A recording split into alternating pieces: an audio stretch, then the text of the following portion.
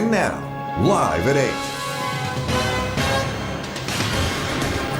ආයුබෝවන් එක්වන්න අදත් ඇත්ත දැනගන්න ලංකාවේ අංක එකේ සමබර තොරතුරු ප්‍රකාශය ලයිව් ඇට් 8 සමගින්. අද ලයිව් ඇට් 8 සමගින් ඔබ හමු වන මම නිමේෂ් විජේසූරිය. මම චවිකා ගුණසේකර. සුපුරුදු පරිදි අදත් මුලින්ම සිරස්තල. ඉන්දියාවෙන් ප්‍රධානය කළ පළමු එන්නත්තුගේ ජනපති භාරගනි. එන්නත් කිරීම හෙට සිට. අකමැති අයට එන්නත් ලබා නොදීමේ තීරණයක්. කොවිඩ් පාලනය කළ රටවල් අතර ලංකාව 10 වෙනි තැනට. අදත් 1869 දෙනෙකු සුවය ලබයි. මානව හිමිකම් කොමිසමෙන් ශ්‍රී ලංකාවට රතු එළියක්. තනතුරු බාර නොගත් හේතුව පක්ෂයේ ජාතික සංවිධායක ධූරයෙන් ඉවත්වීමට මූලිකත්වය හේතු වූයේ පක්ෂයේ ප්‍රතිසංස්කරණ අපේක්ෂිත මට්ටමින් සිදු නොවීම. ජැටි රැක ගැනීමට වෘත්තීය සමිති මහනුවරට. අනාගතයේ මේක නැතුනොත් අපේ වරාය වහන්න වෙනවා. ක්‍රිකට් පරිපාලනය ගැන අර්ජුන කිවූ දේ. අපිට හරියට වැඩේ කරන්න දුන්නොත් අපි කරලා දෙනවා. ලෝතුරා සම්මා සම්බුදුරජාණන් වහන්සේගේ ප්‍රථම ලංකා ගමනය සිදු වූ උතුම් දුරුතු පුර පසළොස්වක පොහෝ දිනය අදයි. නව වසරේ යෙදෙන ප්‍රථම පොහෝ දිනය වූ අද දිවයිනේ විහෙර විහාරස්ථානවල ආමිස සහ ප්‍රතිපත්ති පූජාවන් සංවිධානය කොට තිබුණා. සුමන සමන් දෙවියන්ගේ ආරාධනාව මත ප්‍රථම වරට බුදුන් වහන්සේ මහියංගනයට වැඩම කරන්නට යෙදුනේ අදවන් පුර පසළොස්වක පොහෝ දිනයක බව ශාසන ඉතිහාසයේ දැක්වෙනවා. එදවස විසූ යක්ෂ සහ නාග ගෝත්‍රිකයින් අතර ඇතිවන්නට ගිය මහා යුද්ධය නතර කිරීම පිණිස බුද්ධත්වයෙන් නවවන මාසයේ බුදුන් වහන්සේ මෙරටට වැඩම කරන්නට යෙදුනා. සමනක් රැස් විහිදුවා එම පිරිස දමනය කළ භාග්‍යවතුන් වහන්සේ ඔවුන් හට දහම් දෙසා යාමගට යොමු කළ බව සඳහන්. බෞද්ධ ශාසනික ඉතිහාසයේ දැක්වෙන්නේ එම අවස්ථාවේ ධර්මය ඇසූ සුමන සමන් දෙවියන්ද සෝවාන් ඵලයට පත් වූ බවයි. බුදුන් වහන්සේගේ ක්ලේශ ධාතු නිදන් කොට පසු කලෙක මහියංගන චෛත්‍ය ඉනිකළ බැව් ශාසන ඉතිහාසය සාක්ෂි දරනවා. ස්වර්ණවාහිනී අමාදහර ආගමික මෙහෙවර අද දින සිදු කෙරුණේ අමාමෑණී බුදුපියාණන් වහන්සේ අදවැනි දුරුතුපුර පසළොස්වක පොහොය දිනයක ලක්දිවට වැඩම කළ සුපින්බර පූජා භූමිය වූ ඓතිහාසික මහියංගන සෑරදුන් වහන්සේ වැඩ සිටින මහියංගන රාජමහා විහාරස්ථානයේ සිටයි. උදෑසන 6ට අටසිල් සහ බුද්ධ වන්දනාවෙන් අමාදහර සජීව විකාශය ආරම්භ කෙරෙනු අතර මහියංගන රජමහා විහාරස්ථානයේ වැඩවසන පූජ්‍ය මන්දාරම් නුවර ජසස්සී ස්වාමීන් වහන්සේගේ වැඩමවීමෙන් එය සිදු කෙරුණා. අනතුරුව සදහම් සිතුවෙල්ල වැඩසටහන අදත් අමාදහර වෙනුවෙන් ආලෝකයක් එක්කලා. උදෑසන 8ට තරුණ සිතට බොදු සිසිලස සදහම් කතිකාව පැවැත්වුණු අතර උදෑසන 9ට අග්‍රාමාත්‍ය මහින්ද රාජපක්ෂ මහතාගේ විජේරාම නිවසේ සිට ඔබ වෙතගෙන අමාදම් සිසිල ධර්මදේශනය පවත්වන්නට යෙදුනේ ගොතටුව බෝපැත්ත ශ්‍රී සම්බෝධි විහාරාධිකාරී කොළඹ මාලිකාකන්ද විද්‍යෝදය පිරිවෙනෙහි ආචාර්ය පූජ්‍ය කේල්වල නන්ද ස්වාමින් වහන්සේගේ වැඩමවීමෙන් සුපුරුදු පරිදි අමාදහර දහම් සභාව රැස් වූ අතර පූජ්‍ය දොඩම්පහළ රාහුල ස්වාමීන් වහන්සේ සහ ජ්‍යෙෂ්ඨ කතිකාචාර්ය අත්තනායකෙම් හේරත් මහතා ඊට එක් වුණා. අද පස්වරු 1ට යුගාසන කාව්‍යමය ධර්මදේශනය ඔබ වෙතගෙන ආවේ මහියංගන රාජමහා විහාරස්ථානයේ සිටයි. අසෙනිය ස්වර මනුගී වරුණෙන් ගීතයක මහා අරුත විවරණය කෙරුණු අතර පස්වරු 5:30ට පුනර්ජීව ආශිර්වාද සෙත් ශාන්තිය සිදු කෙරුණේ පූජ්‍ය මැදිරිගිරියේ සිද්ධාර්ථ ස්වාමීන් වහන්සේගේ වැඩමවීමෙන්. ස්වර්ණ ශ්‍රී සාධුනාද සමාජ සත්කාර සංකල්පය යටතේ පන්සල් 100ක් සංවර්ධනය කිරීමේ වැඩසටහනෙහි සිව්වන අදියර අද පැවැතුනේ ඓතිහාසික මහියංගන රජමහා විහාරස්ථානය කේන්ද්‍ර කර ගනිමින්. අදත් රාත්‍රී 10:10ට සඳ මඩල සදහම් කතිකාව සජීව ලෙස ඔබ වෙත ගෙනීමට අප සූදානම්.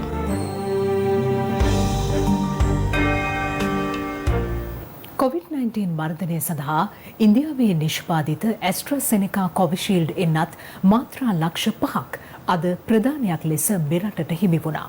ඉන්දියාවේ ප්‍රධානයක් ලෙස ලද මෙම එන්නත් තොගය ගුවන් තොටුපළේදී බාරගනු ලැබුවේ ජනාධිපති ගෝඨාභය රාජපක්ෂ මහතා විසින්. ජනාධිපති ගෝඨාභය රාජපක්ෂ මහතා විසින් කළ ඉල්ලීමකට අනුව ඉන්දියාවේ නිෂ්පාදනය කළ ඇස්ට්‍රාසෙනෙකා කොවිෂීල්ඩ් එන්නතින් මාත්‍රා ලක්ෂ 5ක් මෙරටට ලබා දීමට ඉන්දියා රාජ්‍යය පසුගියදා තීරණය කළා. ඒ අනුව එංගලන්තයේ ඔක්ස්ෆර්ඩ් විශ්වවිද්‍යාලයේ සංවර්ධනය කළ මුම්බාහි සීරම් ඉන්ස්ටිටියුට් ආයතනය විසින් නිෂ්පාදනය කළ ඇස්ට්‍රාසෙනිකා කොවිෂීල්ඩ් එන්නත් රගත් ඉන්දිය ගුවන් සේවයට ඇත් ගුවන් යානය අද පෙරවරු 11:45ට පමණ කටුනායක බණ්ඩාරනායක ගුවන් තොටුපළ වෙත ළඟා වුණා. මෙරට ඉන්දිය මහ කොමසාරිස් ගෝපාල් බග්ලේ මහතා විසින් ජනාධිපති ගෝඨාභය රාජපක්ෂ මහතා වෙත මෙම එන්නත් ඔගය ගුවන් තොටුපළේදී නිල වශයෙන් බහර දෙනු ලැබුවා. ගුවන් යානයේ විශේෂ ශීතාගාරයක් තුළ ගබඩා කර රැගෙන මෙම එන්නත් ඔගේ බර කිලෝග්‍රෑම් 1323ක්. එන්නත් ඔගේ ගුවන් තොටුපළේ සිට මධ්‍යම එන්නත් ගබඩා වෙත රැගෙන එනු ලැබුවා. එන්නත් ලබා ගැනීම පුද්ගලයන්ගේ ස්වාධීන තීරණයක් බවත් අකමැති අයට එන්නත නොගෙන සිටීමට හැකි බවත් ජනාධිපති ප්‍රධාන උපදේශක සහ කොවිඩ් එන්නත ප්‍රසම්පාදනය සඳහා වන ජනාධිපති කාර්යසාධක බලකායේ ප්‍රධානී ලලිත් වීරතුංග මහතා පවසනවා. එන්නත් ලබාදීම හෙට බස්නාහිර පළාතේ ප්‍රධාන රෝහල් 6කදී ආරම්භ කරන අතර කොවිඩ් මර්ධනය සඳහා ඉදිරිපෙළ ක්‍රියා කරන 1,50,000ක් පමණ වන සෞඛ්‍ය කාර්ය මණ්ඩලය 1,20,000ක් පමණ වන මෙම එන්නත පළමුව ලබාදීමට තීරණය කර තිබෙනවා. දවස තුල්දීම අපි බස්නාහිර පළාතේ ස්ථාන කිහිපයක එන්නත් ලබාදීම ආරම්භ කරනවා. මේට කොළඹ ජාතික රෝහල, දකුණු කොළඹ ශික්ෂණ රෝහල, උතුරු කොළඹ ශික්ෂණ රෝහල, ඒ වගේම ජාතික බෝවඩ රෝග විද්‍යායතනය, එහෙම නැත්නම් IDH රෝහල, ඒ වගේම මූලික රෝහල මුල්ලේරියාව සහ මූලික රෝහල හෝමාගම යන ස්ථානවලදී විශේෂයෙන්ම අපි මේ පටන් ගන්නවා. ඒ වගේම අපි බලාපොරොත්තු වෙනවා ඍජු ආර්ය ළමා රෝහලෙත්, ඒ වගේම හමුදා රෝහලෙත්, පනාගොඩ හමුදා රෝහලෙත් මේ එන්නත් කටයුතු හෙට දිනේදී සිදු කිරීමට ඒ එන කුප්පියකින් තියෙන එන්නත් වලින් 10 දෙනෙකුට විදින්න පුළුවන්. ඒ විදිහට තමයි මේ එන්නත් ලක්ෂ 5 ඇවිල්ලා තියෙන්නේ. එතකොට ඒ එන්නත් කුප්පියටි අපේ ඒ ටික තමයි අපි දිස්ත්‍රික්ක වලට බෙදන්නේ. ලංකාවේ දිස්ත්‍රික්ක 26මටම එන්නත් ලබා දීම අද රාත්‍රියේ අපි පටන් ගන්නවා. ඊට වෙනකොට එන්නත් ටික ඒ දිස්ත්‍රික්ක වලට ලැබෙනවා. අනිද්දා සිට එන්නත් කිරීම අපේ රට තුල හැම දිස්ත්‍රික්කයකම ආරම්භ වෙනවා. මෙරටින් හඳුනාගත් COVID-19 ආසාදිතයින් සංඛ්‍යාව 61,000 සීමාව ඉක්මවා ගියා. ඒ අද ආසාදිතයින් 351 දෙනෙකු වාර්තා වීමත් සමගයි. ඒ අනුව සමස්ත ආසාදිතයින් සංඛ්‍යාව 61,045ක්. ඊයේ වාර්තා වූ ආසාදිත මරණ දෙකත් සමග මෙරට සමස්ත ආසාදිත මරණ සංඛ්‍යාවත් 290ක් දක්වා ඉහළ ගියා. රජයේ ප්‍රවෘත්ති දෙපාර්තමේන්තුව කොවිඩ් ආසාදිත තවත් මරණ දෙකක් ඊයේ වාර්තා කළා. එම මරණ දෙකම සිදුව තිබුණේ බස්නාහිර පළාතෙන්. ඒ කොළඹ 15 ප්‍රදේශයේ 43 හැවිරිදි පුද්ගලයෙකු සහ ගෝනපල ප්‍රදේශයේ පදිංචි 74 හැවිරිදි කාන්තාවක්. ආසාදිතයින් 1869 දෙනෙකු අද සුවය ලබා රෝහල් වලින් පිටව ගිය අතර එය දැක්වුණේ වැඩිම පිරිසක් සුවය ලබා පිටව ගිය දිනය ලෙසයි.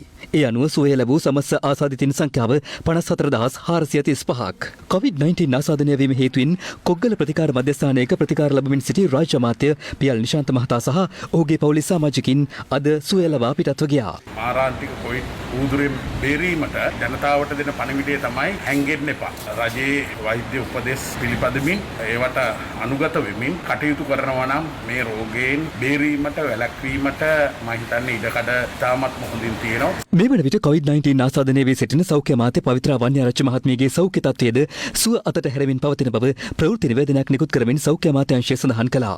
කෙසේ වෙතත් අමාත්‍යවරිය අද පසරුවේ අංගොඩ ජාතික බෝවන රෝග විද්‍යායතනයට ඇතුළත් කළ බව එහි රෝහල් ප්‍රකාශකයෙකු සඳහන් කළා. මේ අතර COVID-19 ආසාදිත පාර්ලිමේන්තු මන්ත්‍රී වසන්ත යාපා බණ්ඩාර මහතාද අද සුවය ලබා තෙල්දෙනිය කොවිඩ් ප්‍රතිකාර මධ්‍යස්ථානයේ සිට සිය නිවස වෙත පැමිණියා. වසන්ත යාපා බණ්ඩාර මහතාගේ සමීප ආශ්‍රිතයෙකු වීම හේතුවෙන් ගෘහස්ත නිරෝධායනයට ලක් කර සිටි රාජ්‍ය අමාත්‍ය ඉන්දික අනුරුද්ධ මහතාට COVID-19 ආසාදිත නොවන බවට තහවුරු වී තිබෙනවා. පාර්ලිමේන්තු මන්ත්‍රී වසන්ත යාපා බණ්ඩාර මහතාගේ ආශ්‍රිතයෙකු ලෙස හඳුනාගත් පාර්ලිමේන්තු මන්ත්‍රී වෛද්‍ය උපුල් ගලපති මහතාද PCR පරීක්ෂාවකට සහ රැපිඩ් ඇන්ටිජන් පරීක්ෂාවකට ඉදිරිපත් ඇති අතර එහිදී හෙළිව ඇත්තේ ඔහු ආසාදිතයෙකු නොවන බවටයි. මේ අතර පාර්ලිමේන්තු සංකීර්ණයේ එහි කාර්ය මණ්ඩලය අහඹු PCR පරීක්ෂණයකට ලක් කිරීමේ වැඩපිළිවෙලක් ක්‍රියාත්මක අතර ඒ සඳහා පාර්ලිමේන්තු මන්ත්‍රීවරුන්ටද සහභාගී වන ලෙස වේත්‍රධාරී නරේන්ද්‍ර ප්‍රනාන්දු මහතා ඉල්ලීමක් කරනවා. කිසියම් රෝගී තත්ත්වයක් හේතුවෙන් බදුල්ල මහරෝහලට ප්‍රතිකාර ලබා ගැනීමට පැමිණි යාචක පුද්ගලයෙකු PCR පරීක්ෂාවකින් අනතුරුව COVID-19 ආසාදිතයෙකු බවට ඊයේ හඳුනාගෙන උනා. ඒ අනුව මහජන සෞඛ්‍ය පරීක්ෂකවරුන් අදාළ නිවසට ගොස් ඇති අතර ඒ අවස්ථාවේ ආසාදිත පුද්ගලයා නිවසේ රැඳී සිට නැහැ. පසුව ලැබුණු තොරතුරක් අනුව අදාළ ආසාදිතයා අද පෙරවරුවේ බදුල්ල මුතියංගන රජමහා විහාරස්ථානයේ ඉදිරිපිට සිංගමනේ යෙදමින් සිටියදී සොයාගෙන උනා.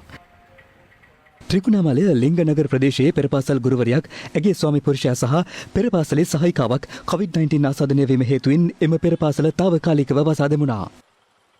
වවුනියාව ත්‍රස්ස විමර්ශන ඒකකයේ රඳවා සිටි සැකකරුවන් 16 දෙනෙකුට COVID-19 ආසාදනය වේ තිබෙනවා. සෞඛ්‍යංශ පැවසුවේ මීට පෙර සැකකරුවෙකුට COVID-19 ආසාදනය වූ අතර ඒ අනුව සිදු කළ PCR පරීක්ෂණ 18ක ප්‍රතිඵල මත මෙම ආසාදිතින් 16 දෙනා හඳුනාගත් බවයි. පොළොන්නරුව ලංකාපුර ප්‍රදේශයේ ඇඟලුම් කර්මාන්ත ශාලාවක සේවය කළ 5 දෙනෙකුට COVID-19 ආසාදනය වී ඇති බවට ඊයේ තහවුරු වුණා. ඒ අනුව අදාළ කර්මාන්ත ශාලාව ඊයේ తాවකාලිකව වසා දැමුණු අතර මේ වන විට එම කර්මාන්ත ශාලාවෙන් හඳුනාගෙන ඇති සමස්ත ආසාදිතින් සංඛ්‍යාව 38ක්. මේ අතර ඔස්ට්‍රේලියාවේ නිවුස් කෝපරේෂන් වෙබ් අඩවිය විසින් එරට අධ්‍යයන ආයතනයක් සිදු කළ සමීක්ෂණයක ප්‍රතිඵල උපුටා දක්වමින් ලොව කොවිඩ් වසංගතය සාර්ථකව පාලනය කිරීමට සමත් වූ රටවල් පිළිබඳ තොරතුරු ඉදිරිපත් කර තිබෙනවා. රටවල් 98ක් යොදා ගනිමින් සිදු කර තිබෙන මෙම සමීක්ෂණයට අනුව ශ්‍රී ලංකාවට දසවන ස්ථානයේ හිමිව ඇති අතර පළමු තැන හිමිව ඇත්තේ නවසීලන්තයටයි.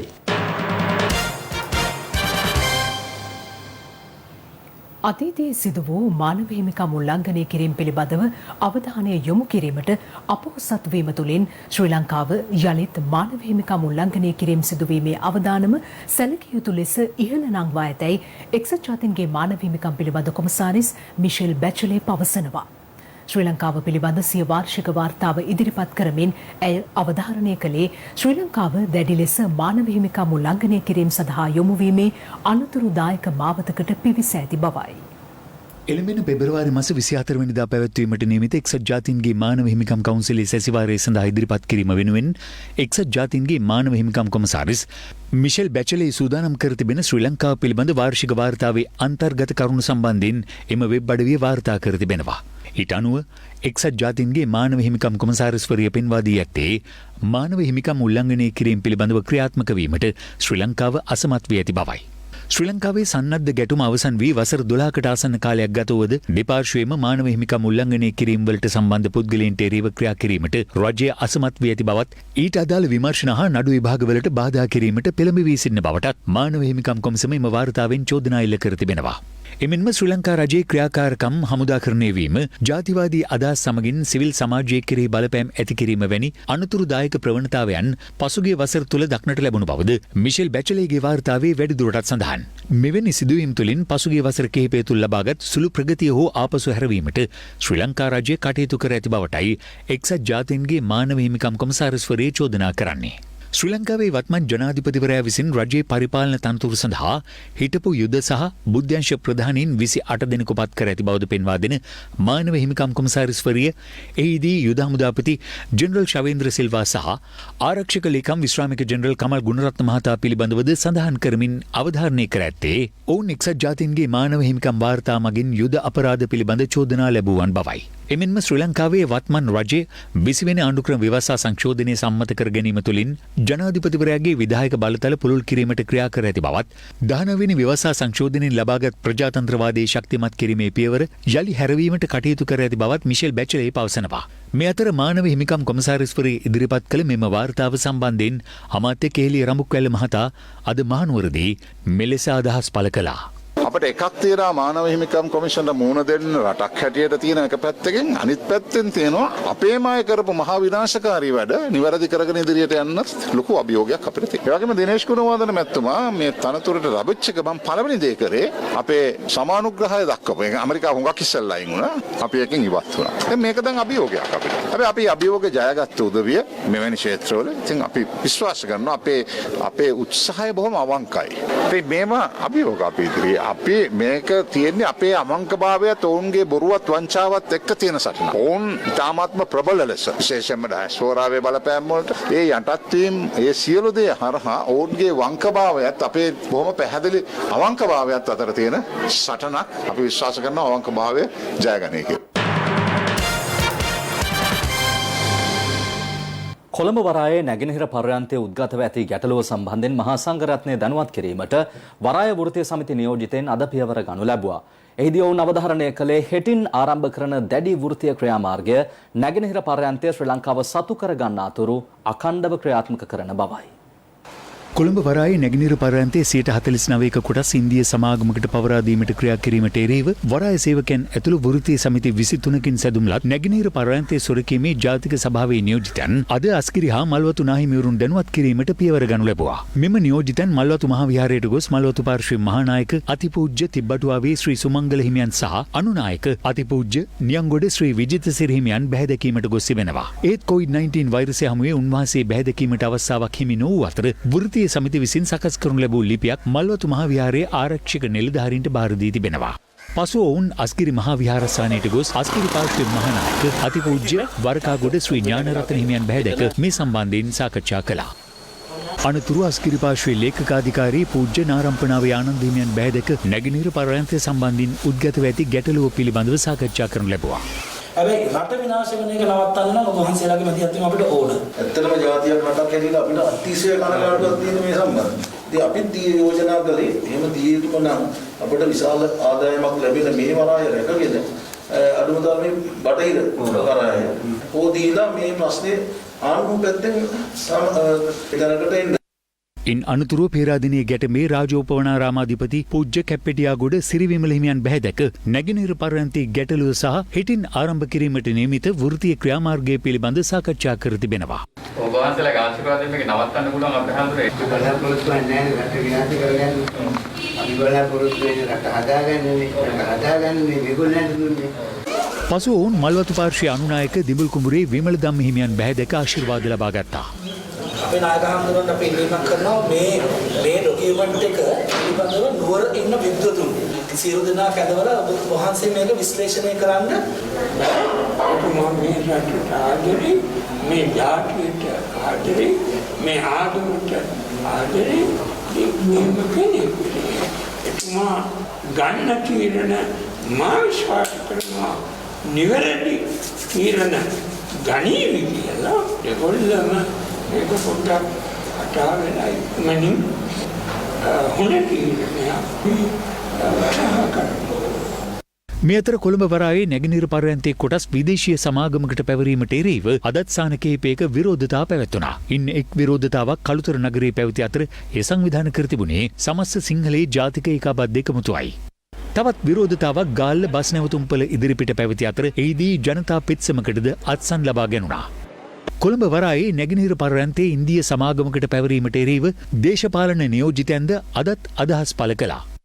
රජය කිසිම අවස්ථාවක නැගෙනහිර ජැටිය විතරක් නෙවෙයි අපේ රටේ කිසිදු රාජ්‍ය ආයතනයක් විකිණීමක් සිදු කරන්නේ නැහැ. මේ නැගෙනහිර ජැටියම දෙන්න ඕනද? තව ජැටි කීපයක් තියෙනවා. අපි අදා ගන්න ඕන. මේ මට්ටමට ගෙනාවේ මේ ආණ්ඩුව තමයි මේක. ඒ නිසා මේ ආණ්ඩුව විශ්ත ගන්නයි. හම්බන්තොට වරාය කුණු කොල්ලට විකුණලා ලැජ්ජාවක් නැතුව රනිල් වික්‍රමසිංහ ඇවිල්ලා චෙක් එකක් පෙන්නනවා අපි මෙන්න මේ ගාන්න තමයි වික්කේ කියලා. මෙහෙම කරපු මිනිස්සු තමයි නැගෙනහිර පර්යන්තය ගැන කිසි ලැජ්ජාවක් නැතුව කතා කරන්නේ කියලා. ඔව් රනිල් වික්‍රමසිංහ මහත්තයා කරපු සමහර දේවල් වලට අපි විරුද්ධයි. ඒක නිසා තමයි අපිට එතුමත් එක්ක ගැටුමක් ඇති වුනේ. ඒක නිසා තමයි අපිට එළියට බහින්න සිද්ධ වුනේ. දැන් අපිට බනින්න එපා. අපි කරන්න ගියේ ගොඩක් දේවල් අපි මේ රට ගැන හිතලා කරේ. ඒ නිසා අපි කියනවා මේ රජය කියපු දේවල් ඒ විදිහටම අනිත් පැත්තට කරනවා. කොහොමද 151 අයිතිය රජයට තියාගන්න යෝජනාව නෙමේ තියෙන්නේ. කෙසේ වෙතත් ඉතින් අවසාන වශයෙන් කිසිදු ඒ අවසාන යෝජනාවක් ඉදිරිපත් වෙලා නැහැ. වැදගත්ම දේ තමයි රටේ ජාතික සම්පත් විකුණනවා.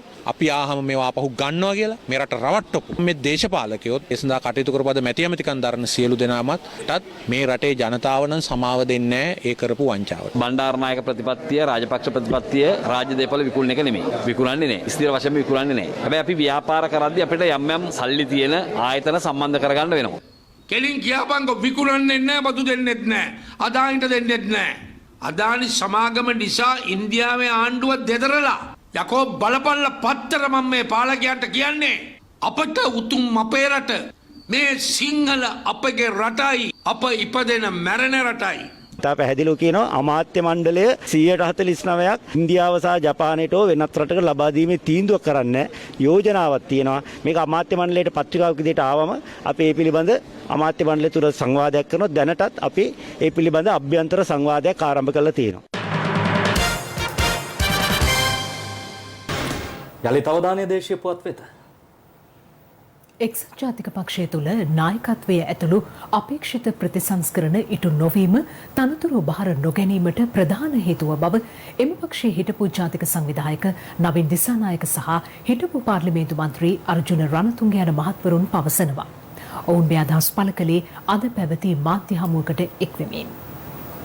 පක්ෂයේ ජාතික සංවිධායක ධූරයෙන් ඉවත්වීමට මූලිකත්වය හේතු වූයේ පක්ෂයේ ප්‍රතිසංස්කරණ අපේක්ෂිත මට්ටමින් සිදු නොවීම. එක්සත් ජාතික පක්ෂය වෙනස් විය යුතුයි. අප පරාජය වුණේ ඇයිද යන්න පිළිබඳ ස්වයං විවේචනයක් තිබිය යුතුයි. පක්ෂය සම්පූර්ණයෙන්ම ප්‍රතිසංවිධානය විය යුතුයි. ඊට අවශ්‍ය පසුබිම සකස් කරමින් කණ්ඩායමක් හැටියට පක්ෂය ඇතුලේ සිටමින් ප්‍රතිසංස්කරණ ඇති කිරීමට අපි උත්සාහ කළා. නව යෝජනා ඉදිරිපත් කළා. නමුත් එම යෝජනා හෝ ප්‍රතිසංස්කරණ සාධනීය ලෙස සලකා බැලුනේ නැහැ. මට ලබලා දීලා තිබුණා ජ්‍යෙෂ්ඨ උප සභාපති ධූරයක්. මම තානාන්තර බලාගෙන දේශපාලනය කරපු කෙනෙකුත් නෙමෙයි, කරන කෙනෙකුත් නෙමෙයි. මම ප්‍රතිපත්ති දේශපාලනය කරන කෙනෙක්. මට පක්ෂ දේශපාලනය කියන එක තරම් කැමැත්තක් දක්වන කෙනෙක් නෙමෙයි. මොකද මට හොඳ නායකයොත් එක්ක හැමදාම මම දේශපාලනය කරා. හැබැයි මේ නායකත්වය හොඳ නැහැ කියලා දැනනකොට මම එතනින් අයින් වෙලා තියෙනවා. මම ඉදිරියේදී තීරණය කරනවා මම කොයි විදිහටද දේශපාලනය කරන්න කියලා. එහෙම වෙච්චාම මම තමුන්නාන්සලාව දැනගන්න. දැනට මම එක්සත් ජාතික පක්ෂයේ මෙතුමා වගේ සමාජිකයෙක්. ඔබතුමා හිතන විදිහට එක්සත් ජාතික පක්ෂයේ ජයග්‍රහණය කරා ගෙනියන්න පුළුවන්ද මේ නායකත්වය තුලින් ඉදිරියේදී? මම හිතන්නේ අපිට එක්සත් ජාතික පක්ෂිකයන් ඉල්ලුවේ වෙනසක්. ඉතින් ඒක මම හිතන්නේ හරියට උනේ නැති එක ප්‍රශ්නයක්. පක්ෂ පරාජයෙන් පසුව රනිල් වික්‍රමසිංහ එතුමාම ප්‍රකාශ කර එතුමා පක්ෂ නායකත්වයෙන් අයින් වෙනවා කියලා. ඒ මත තමයි අපි කිසි අරගලයක් පක්ෂය ඇතුලේ කරේ. පක්ෂයේ පරාජය වෙලා අගෝස්තු 10 වගේ දවසක කරු ජයසූරිය මැතිතුමාගේ නිවසට ඉස්සෙල්ලාම ආවේ පාලිතරංග බණ්ඩාර මහතා. ඇවිල්ලා කිව්වා ඔබතුමා පක්ෂ නායකත්වය බාර ගන්න කියලා. පාලිතරංග බණ්ඩාර මහතා අද පක්ෂයේ මහලේකම්. එතකොට අර කිව්ව දේවල් ඔක්කොම එතුමාට අමතක වෙලාද. මේ තනතුරු පිටිපස්සෙම යන එක නෙවෙයි අපි හිතන්නේ හොඳ දේ කියලා. තනතුරු ආභරණයක් වෙන්න අවශ්‍ය. තනතුරු වලින් වැඩක් කරන්න පුළුවන් වෙන්න. මතක් කරනවා. අපේ පක්ෂේ විතරයි රහස් ඡන්ද වලින් නායකයෝ පත් වෙලා තියෙන්නේ. එතකොට සජිත් ප්‍රේමදාස මහතාත් නියෝජ්‍ය නායකයෙක් උනේ රහස් ඡන්දකින්. ඉතින් අපි කියන්නේ මේ තනතුරු වලට ඉලෙක්ට් කරන්නේ නැතුව ඉලෙක්ෂන්ස් තියන්නේ. මේ අතර එක්සත් ජාතික පක්ෂයේ නියෝජ්‍ය නායක රුවන් විජේවර්ධන මහතා අද සිරිකොත පක්ෂ මූලස්ථානයේදී සිය දුරේ වැඩබාර ගැනීමෙන් පසු මේ පිළිබඳ අදහස් පළ කළා. එක්සත් ජාතික පක්ෂයේ දැන් සංවිධාන වැඩ කටයුතු ආරම්භ කරලා තියෙන්නේ. නිලධාරීන් මණ්ඩලයක් පත් වෙලා තියෙනවා. දැන් මේ වෙනකොට නවීන් දිසානායක මැතිතුමා සහ ආර්ථික රණතුංග මැතිතුමා ඇයි මේ එක්සත් ජාතික පක්ෂයත් එක්ක විරසකයක් ඇති වෙලාද? විරසකයක් නෙමෙයි. ඒගොල්ලන්ගේ කිසි පොඩි ගැටලුවක් තියෙනවා ඇති. ඉතින් ඒක මම හිතනවා නායකතුමත් එක්ක සාකච්ඡා කරලා ඒක විසඳ ගන්න පුළුවන්. ඒක ලොකු ප්‍රශ්න නෙවෙයි. එතුමාලත් මේ පක්ෂයට අවශ්‍යයි. තනතුරු බෙදියාමේදී අපිට ගැටලුවකින්ද තමයි එතුමාලා මේ පක්ෂයත් එක්ක විරසකයක් ඇති වෙලා තියෙන්නේ කියලා ගත්තා.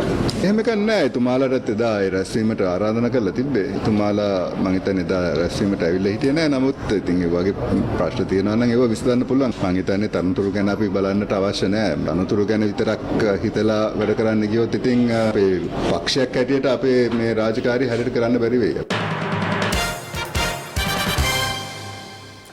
ස්වර්ණවාහිනී ස්වර්ණ ශ්‍රී සත්කාර මෙහෙවරෙහි තවත් අධීරක් අද ක්‍රියාත්මක කෙරුණා. මාතලේ දිස්ත්‍රික්කයේ පාසල් විස බීජ හරණය කළ අප බෞද්ධයින්ගේ මුදුන් මල්කඩක් බඳ වූ ශ්‍රී දළදා මාලිගා පරිශ්‍රයත් අද විස බීජ හරණයට ලක් කළා.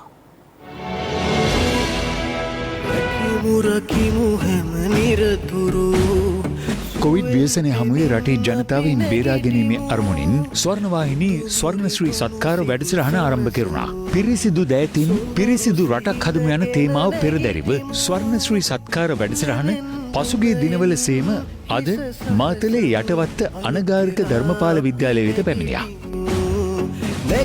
අනතුරුව ස්වර්ණ ශ්‍රී සත්කාර කණ්ඩායම ඩෙටෝල් ආයතනය සමග එක්ව මාතලේ කණන්ගමුව විද්‍යාලය වෙත පැමිණියා. පහුගිය දවස්වල වගේම ඩෙටෝල් ආයතනය සහ ස්වර්ණවාහිනී ආයතනය අත්වැල් බැඳගෙන ස්වර්ණ ශ්‍රී සත්කාර වැඩසටහන යටතේ තමයි මේ විදිහට අපේ රටේ අනාගතය බාර ගන්න ඉන්න දුවා දරුවන්ගේ ආරක්ෂාව වෙනුවෙන් මාතලේ දිස්ත්‍රික්කයේ පාසල් විස බීජ හරණය කරන්නේ. පසුව ස්වර්ණ ශ්‍රී සත්කාර කණ්ඩායම ශ්‍රී දළදා මාලිගා පරිශ්‍රයේද විෂ බීජ හරණය කිරීමට පියවර ගත්තා. බෞද්ධ සැදැහැවතුන්ගේ මුදුන් මල්කඩ බඳ වූ ශ්‍රී දළදා මාලිගාව විෂ බීජ හරණය කළේ එහි පෞරාණික තත්වයට හානියක් නොවන අයුරින්.